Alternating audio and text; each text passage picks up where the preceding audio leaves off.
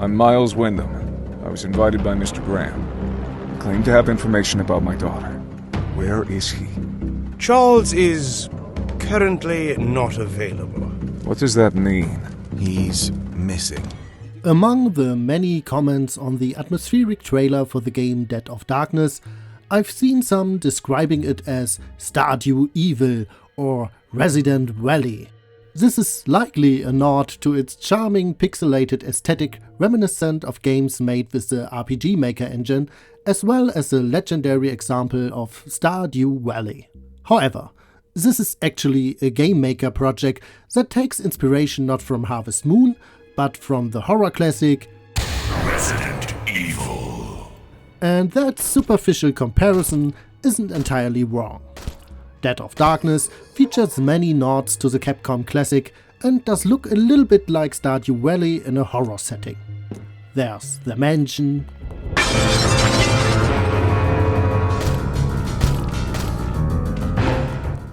a hospital, the mines,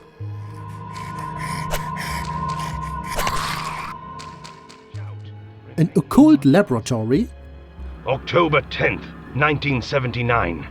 Weeks have passed without a word from Blackwood. and several more locations I won't spoil here because the game is really huge. You play as the down and out private detective Miles Wyndham, who one day finds a letter slipped under his apartment door. In it, a man named Charles Graham claims to have information about the whereabouts of his daughter. At this point, we don't know much about Miles' past, but the mystery begins. Miles, that file is a dead end. There's nothing more. Want my advice? Back off. This doesn't feel right. Thanks, Camilla. I'll think about it. Miles, wait.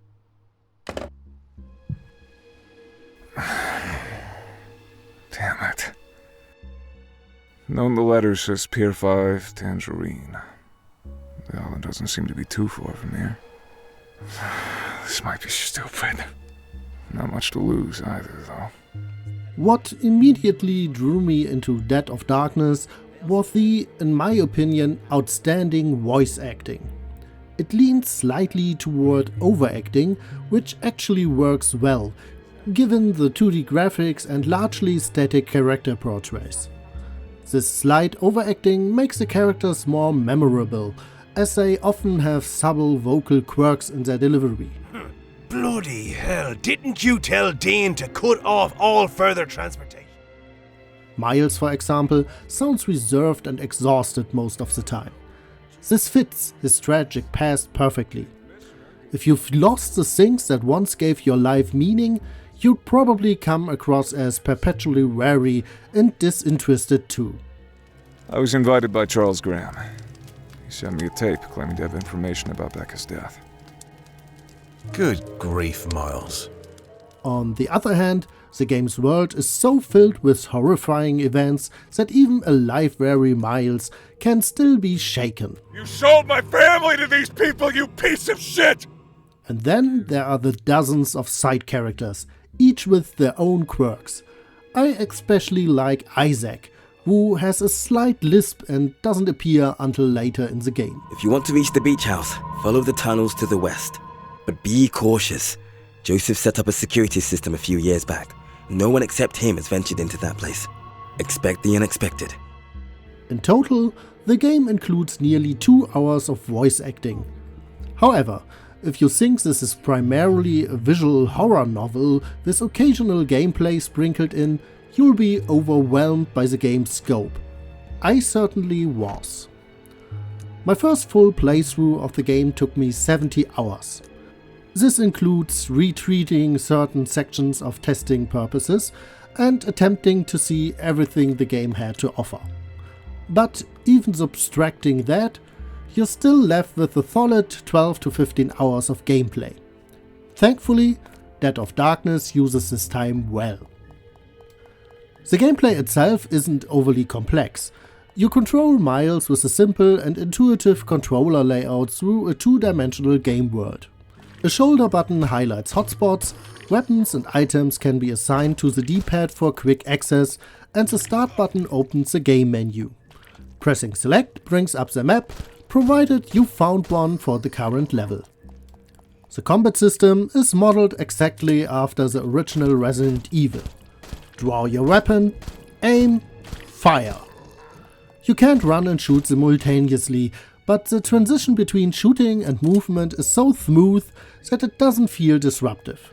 You want to take your time aiming to avoid wasting ammo. Which brings me to the aspect of Dead of Darkness that made it so enjoyable for me. It actually made me appreciate the old school Resident Evil mechanics for the first time. I took a meticulous approach to resource management early on, aiming for near perfect runs by optimizing paths through exploration and sticking to them. If I wasted too much ammo, I reloaded my last save. As in Resident Evil, each level has save rooms where you can save your progress and usually access an inventory chest. Since the protagonist can only carry 8 slots worth of weapons, ammo, healing items and puzzle pieces, you'll fill up quickly. On the normal difficulty setting, my obsessive approach was unnecessary. The game is well balanced here, allowing you to use resources reasonably without leaving yourself defenseless in a boss fight. Still, I found the item management surprisingly enjoyable because it felt like I was wresting progress from the game's horrors. Dead of Darkness offers 6 difficulty levels. I played on normal for this review and would recommend it to the average player. Even on this setting, I found the game quite challenging and died numerous times. The death scenes were often beautifully staged graphically. Here are some examples.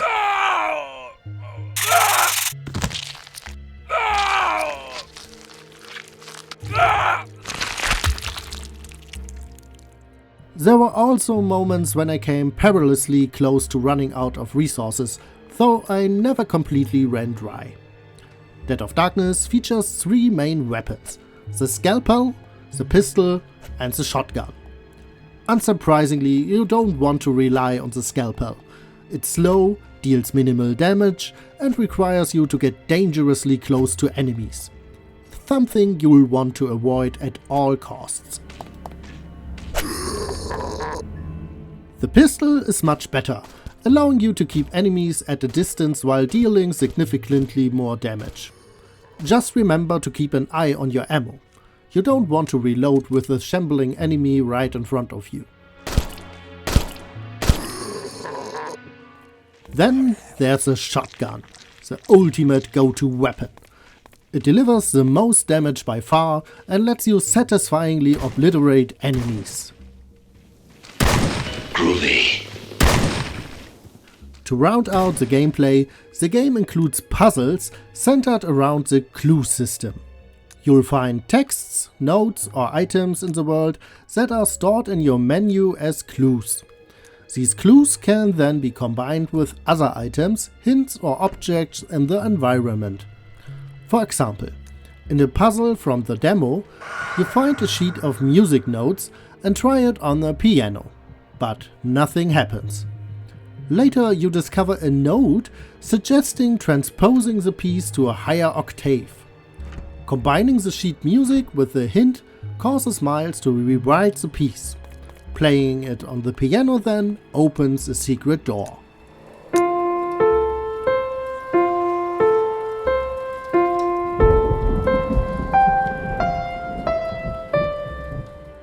The puzzles never become overly cryptic, which I appreciate. As long as you explore thoroughly, you won't get stuck. Everything is solvable with logic.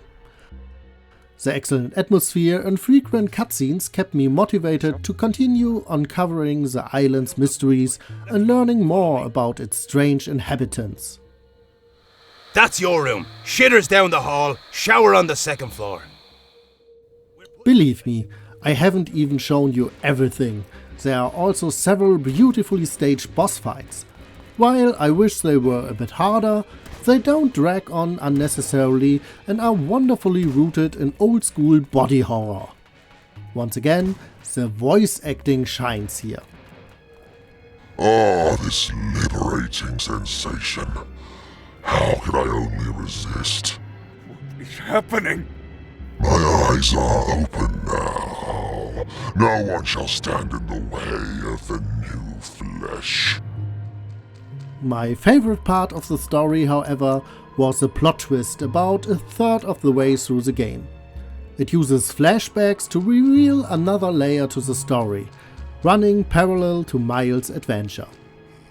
As the game progresses, previously visited locations are logically interconnected, a bit like the Souls games, allowing you to revisit nearly every area in the final third of the game. Armed with new items, you can get access to hidden treasures behind locked doors. Collecting these items is rewarding not just for the gear, but also for how it makes the world feel cohesive. Instead of being a loose collection of levels, the world feels like a home. You'll instinctively know how to navigate from the mines, through shortcuts in hell, to the guest house. I love it. Hidden items are especially useful for upgrading weapons, which pays off in the later stages of the game as the difficulty gradually ramps up. If you enjoy old-school adventure games reminiscent of those on the SNES, reimagined with a horror setting, you should absolutely check out Dead of Darkness. The game is fantastic and was almost entirely developed by a single person in Germany. I worry though that it won't get the attention it deserves because so many great and interesting games are released every day, causing many to be overlooked. For me though, Dead of Darkness was a lucky find, and I hope others will discover its qualities and appreciate it as I have. At the end of the day, I hope you can say, I'm glad I played Dead of Darkness. So this is your idea of humanity? What a joke! This ends here!